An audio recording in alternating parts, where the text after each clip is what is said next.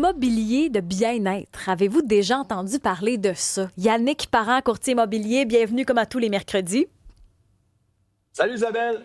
Judith Ritchie, qui est courtière immobilière, spécialiste en immobilier de bien-être, journaliste depuis plus de 20 ans. Bienvenue à l'émission. Merci Isabelle, merci. On parle ensemble de l'immobilier du bien-être.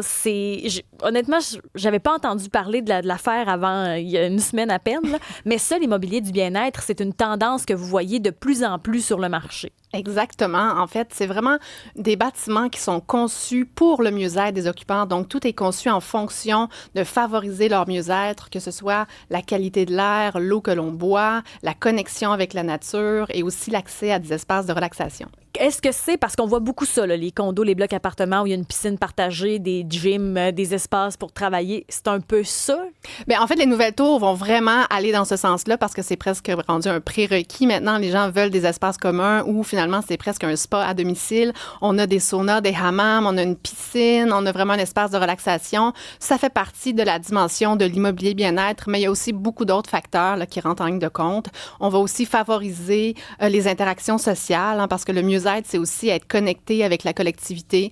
Donc, ça fait partie du bien-être. Il y a aussi la qualité d'air que l'on respire. On dit que 9 personnes sur 10 respirent un air de mauvaise qualité. Et comme on passe 80% du temps à la maison ou dans des bureaux, c'est très important de favoriser un air de qualité. Mais comment on fait pour choisir un condo, une maison avec une bonne qualité d'air? Comment ça se mesure?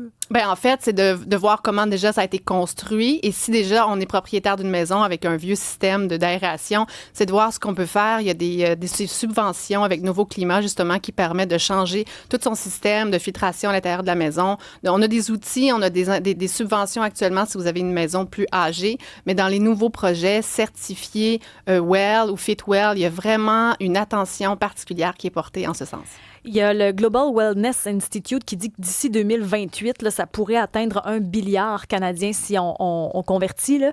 C'est énorme. C'est énorme parce que c'est vraiment une tendance de fond. C'est la transformation de l'immobilier. C'est toute une génération d'acheteurs, d'investisseurs qui sont maintenant beaucoup plus conscients de les impacts que peut avoir une propriété sur sa santé et donc qui veulent ajouter dans leur maison toutes sortes d'infrastructures, en fait, qui vont contribuer à leur bien-être. Mais Yannick Parent, qui peut se permettre l'industrie du bien-être? C'est certainement pas tout le monde, Isabelle. C'est tellement de bonnes questions. Puis, un matin, la réflexion que j'avais avant de te parler, c'est que je me disais, c'était quand même paradoxal de parler d'immobilier de bien-être avec tout ce que ça comporte en pleine crise du logement où il y a plein de gens qui ont de la difficulté à se loger, tout ça. Mais tu parlais de chiffres tantôt, tu sais, c'est une tendance réelle. Si on parle un billiard en 2028, ce marché-là, quelques chiffres. En 2021, on parlait de 279 milliards. Fait qu'on voit à quel point il y a une pente ascendante pour ce type de marché-là. Puis j'ajouterais, Isabelle, on le voit de plus en plus parce qu'il y a des gens, effectivement, regarde, pour répondre à ta question, on va se dire, c'est des gens qui ont le moyen. C'est des Ben, gens qui recherchent ce type d'environnement-là. Puis c'est des gens qui ont aussi, je pense, puis je dis pourra me corriger, mais fait une prise de conscience durant la pandémie à l'effet que tout l'environnement, tout ce qui est la résidence comporte revêt une importance capitale pour ces gens-là, puis ils sont prêts à payer. Ces gens-là ont moyen de le faire, donc ils sont prêts à payer pour retrouver des éléments fort importants dans leur propriété, Isabelle. Puis tu sais, on parlait tantôt de qualité de l'air, j'ai lu quelque chose là-dessus. On fait un test avec des gens qui ont amélioré leur système de filtration d'air sur 500 candidats qui étaient justement en copropriété comme ça. On a réduit de façon significative les cas d'asthme ou troubles respiratoires juste en contrôlant aussi la qualité de l'air. Donc, il y a des gens qui ont les moyens financiers. Les plus fortunés, disons-le, peuvent se payer ce genre de concept-là qui va, je crois, Judith, corrige-moi, avec le temps, peut-être, comme bien des choses dans notre société, s'aplanir et être un peu plus accessible pour certaines personnes. Se démocratiser peut-être, mais en fait, je vais me permettre aussi de dire que la nature fait partie de l'immobilier bien-être et la nature est accessible à tout le monde. On peut avoir des plantes chez soi, c'est vraiment à la portée de tous pour dépolluer l'air extérieur, pour détoxifier son air et aussi pour apaiser l'esprit. On peut aussi avoir des fontaines d'eau dans son environnement qui vont venir diminuer le stress. Donc, c'est aussi une dimension du bien-être. On n'est pas obligé d'avoir toutes les grosses infrastructures qui coûtent très cher. On peut aussi en avoir chez soi à petite échelle et la nature, c'est accessible à tous. Oui, ben parce que j'ai l'impression que c'est une tendance qui attire beaucoup les jeunes. Tu sais, je regarde Flo, entre autres, qui dit, moi, ce sera un rêve d'habiter dans un Humanity, la tour qui est au centre-ville de Montréal. Tu me disais, mais ça coûte cher, puis quand tu commences ta vie, tu n'as pas nécessairement les moyens d'avoir des trucs luxueux comme ça. Exactement. C'est sûr que c'est un projet qui est inspirant. Je pense que c'est une tendance du futur aussi. On s'en va vers là. De voir que des promoteurs ont créé Humanity, justement, qui est une communauté verticale. Ça veut dire quoi, ça? En fait, une communauté verticale, c'est une communauté où finalement, tout est intégré à même le bâtiment. Il y a un hôtel, il y a des condos, il y a des cafés, des restaurants, et c'est conçu pour favoriser la connexion sociale. Donc, les gens vont se croiser dans le lobby en bas pour finalement contrer l'isolation des gens, qui fait aussi partie du bien-être. Donc, on parle de bien-être, mais aussi de santé mentale et émotionnelle. Mais ça revient, Yannick, aussi à... Moi, je trouve que c'est un super projet quand tu as les sous, mais tu sais, quand on parle d'isolement, c'est encore souvent les moins nantis. Tu sais, est-ce qu'on pourrait éventuellement créer ce genre de projet-là pour ceux qui n'ont pas beaucoup de revenus? En fait, il y a des communautés... dit, Pardon, excuse-moi. Alors, vas-y, Judith, vas-y, bien sûr. J'ai un flash parce qu'il y a des coopératives maintenant, de plus en plus, une à Sherbrooke notamment, qui vient d'être créée, où les gens vont avoir des plus petits terrains, mais ils vont être beaucoup plus rapprochés les uns des autres pour favoriser un esprit de communauté. Je pense qu'on s'en va vraiment dans ce sens-là. T'allais dire quoi, Yannick? C'est parce que on le sent, tu sais, je le vois même, les gens qui vendent leur propriété actuellement, tu sais, qui ont atteint aussi un certain âge, qui ne veulent plus nécessairement acheter, Isabelle, s'en vont, exemple, en location. Tu sais, on parle d'achat puis de propriété, s'en vont en location, puis sans que ce soit ce concept-là, dans le fond, c'est des gens qui cherchent à avoir tous les services en payant un seul prix par mois. Exemple, ils veulent accéder à des installations communes, ils veulent avoir des espaces de vie. Puis tu le dis aussi, les gens sont à la recherche du côté social qui est absent, disons-le, dans plein dans plein de domaines, puis pour beaucoup de personnes. Alors moi, je le vois, mes clients immobiliers, souvent, ils veulent retrouver une certaine vie sociale au travers de tout ça. Puis c'est sûr qu'en s'en allant vers ce genre de projet-là qui prend de plus en plus d'ampleur, éventuellement, ça va coûter peut-être un peu moins cher. Puis comme on dit, il y a peut-être des façons un peu plus simples aussi de regarder les services qui sont offerts. Je le vois, Isabelle, tu le vois toi aussi, tu sais, des fois, des copropriétés pour les mêmes frais de condo. Puis là, il faut regarder évidemment l'historique, mais tu vas avoir des installations qui sont déjà en place qui vont te permettre justement d'avoir peut-être le côté, là, c'est le gym, la piscine, puis la salle commune, mais éventuellement, ça peut être plus large que ça. Je disais ce matin qu'il y a même des copropriétés maintenant qui vont regrouper, exemple, des cours de yoga, tu sais, de façon hebdomadaire pour les copropriétaires et tout ça. Tout ça dans la recherche d'un peu d'une espèce de qualité de vie. Je pense qu'on s'en va vers ça, puis effectivement, ça va peut-être tranquillement, pas vite, coûter un peu moins cher, tout ça, mais actuellement, c'est quand même, disons-le, c'est pas nécessairement pour tout le monde. Mais pour l'instant, j'avoue que moi, j'étais allée en visiter récemment là, à Saint-Bruno. C'est 1 000 $ de plus par mois pour des infrastructures comme ça. Déjà que mon prix de loyer est épouvantable. 1 000 de plus. Quelque part dans Saint-Hubert aussi, 1 000 $ de plus. Je me disais, c'est épouvantable. Qui peut se permettre d'acheter ça, de louer ça? Des frais de condo, ça inclut... il y a beaucoup de dépenses reliées à une propriété. Si on n'a pas de frais de condo, on pense au déneigement, on pense à toutes sortes de choses qui viennent, des surprises. Donc, les frais de condo vont venir finalement combler tout ça. Et si c'est en plus avec des espaces communs de bien-être, c'est sûr que c'est plus élevé. Mais c'est un 3 200 là, pour un 4,5. Ouais. On le voit présentement, c'est clair, c'est pas pour rien qu'il y a plein de gens qui sont pas capables non plus de se loger. Tu sais, que c'était la réflexion initiale que j'avais ce matin. On parle de ça, ça existe, mais de l'autre côté, il y a l'autre extrémité des gens qui peuvent pas non plus trouver de propriété ou qui ont la difficulté à le faire. Moi, ce que j'ai tendance à penser, Isabelle, c'est plus on va démocratiser justement ce volet-là, plus il va y avoir des gens qui vont réussir à accéder à ça. Plus on va aussi libérer éventuellement des espaces de vie qui sont un peu moins peut-être un peu moins, là, disons-le, évoluer de cette façon-là, mais qui vont permettre quand même à des gens de pouvoir se relocaliser, se loger aussi. Donc, c'est tout ça pour dire, c'est pas nécessairement une mauvaise chose, loin de là que les promoteurs présentement, certains vont axer là-dessus parce qu'on va libérer aussi des logements qui vont pouvoir être occupés par d'autres personnes. Fait qu'il y a un aspect très positif aussi, je crois, de ce côté-là à venir, mais disons-le, tu le dis, les prix des loyers sont exorbitants. On est quand même dans une période charnière là, de ce côté-là.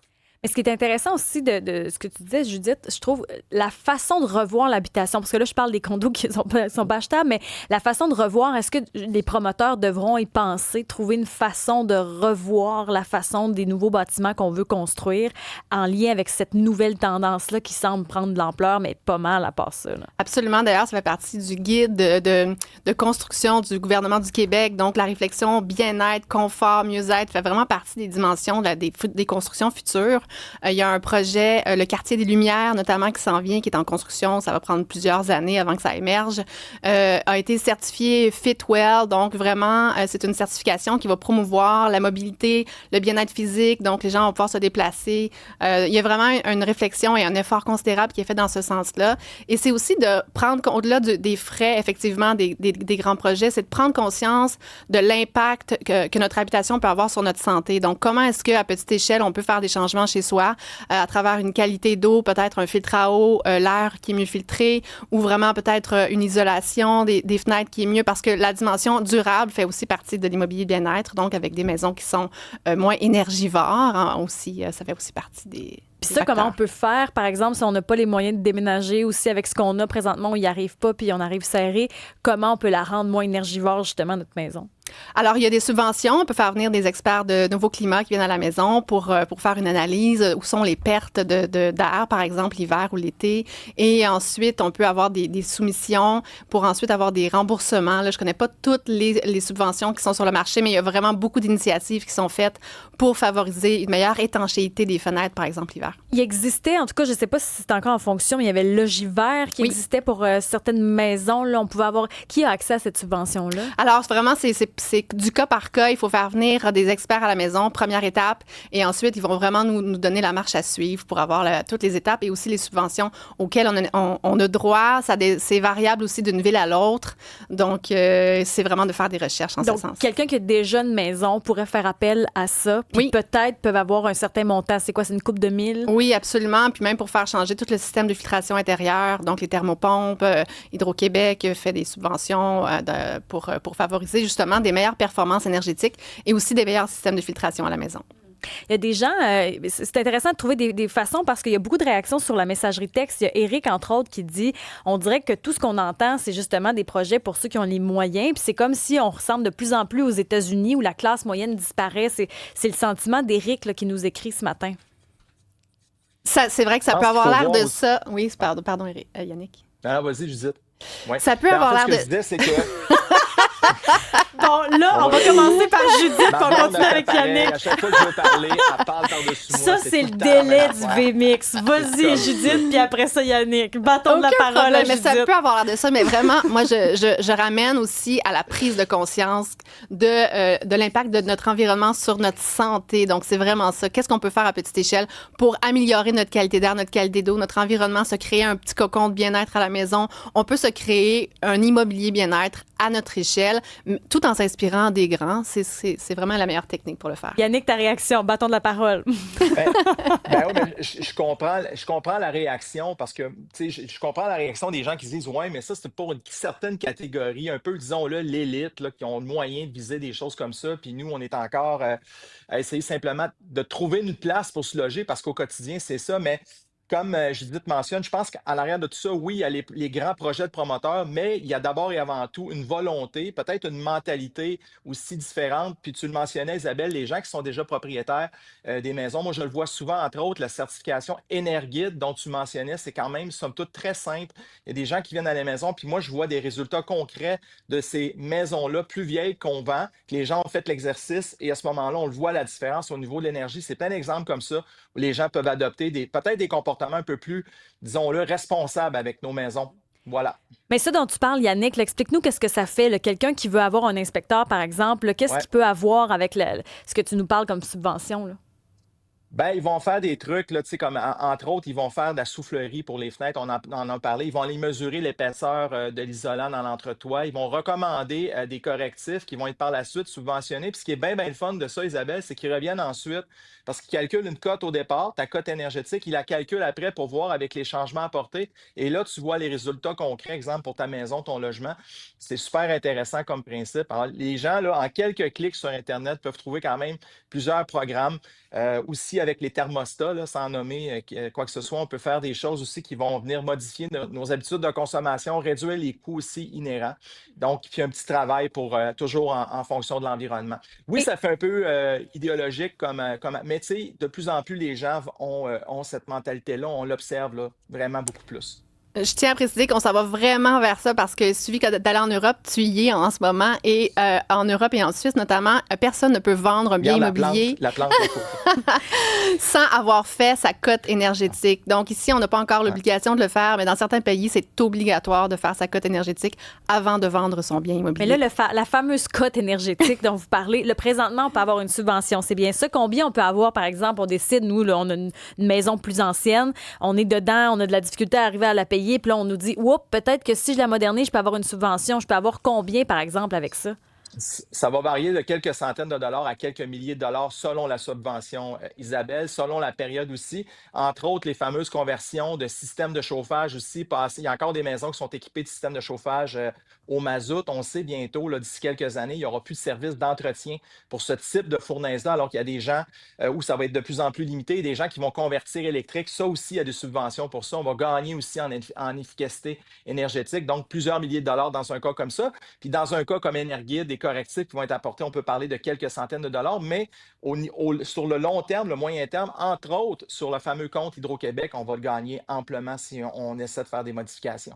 On essaie de trouver justement des moyens d'y arriver parce que c'est une tendance, il n'y échappera pas, là, elle est mondiale. Par contre, essayer de trouver une façon d'y aller avec les moyens qu'on a parce qu'il y en a beaucoup qui parlent de la classe moyenne. Là, sur la messagerie, ça revient beaucoup de... on a déjà de la difficulté à y arriver, on est serré. Ouais. Comment penser à l'environnement quand juste payer un bill, ça nous arrive à la gorge?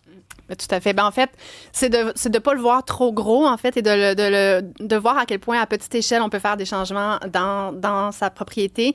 Et quand on fait des transformations énergétiques aussi et dans le bien-être, ça a une cote de revente aussi plus élevée. Donc, si vous pensez à revendre votre maison, de faire justement des ajustements nécessaires pour avoir une meilleure performance énergétique, une meilleure filtration d'air ou alors un filtre à eau, des choses comme ça qui vont attirer une clientèle soucieuse de leur bien-être. Ça peut être très, très payant aussi. Bon, quand on pense de la vente, tu vois, là, on vient d'allumer une petite lumière, de se dire, OK, si je peux vendre ma maison plus cher ou faire, OK, avec ces moyens-là, c'est ce que les jeunes recherchent ou ce que, en tout cas, la mode veut nous montrer. On est là-dedans. Oui, on est là parce que souvent, les gens vont rénover une cuisine. Bon, on va faire un petit coup d'œil, tape à l'œil pour revendre plus cher. Mais là, on va vraiment dans une démarche globale, holistique, qui s'adresse à un bien-être des futurs occupants. Et ça aussi, ça a vraiment beaucoup de potentiel en termes de valeur de revente. Judith Richey, Yannick Parent, qui est en décalage horaire et en décalage VMix. Merci de votre participation à l'émission aujourd'hui.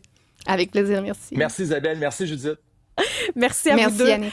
D'ailleurs, dans les prochaines minutes, il y a 2 affaires qui font réagir. La championne du marketing, et si vous avez une entreprise, si vous avez un commerce, il y a des notes à prendre. C'est la personne mondialement qui doit donner des notes à tous. Okay? On va parler de cette personne-là qui a vraiment un important pouvoir. Je ne parle pas de Donald Trump, là. C'est quelqu'un d'autre qui a vraiment un gros pouvoir marketing. Deuxième affaire, spectacle gratuit ce soir.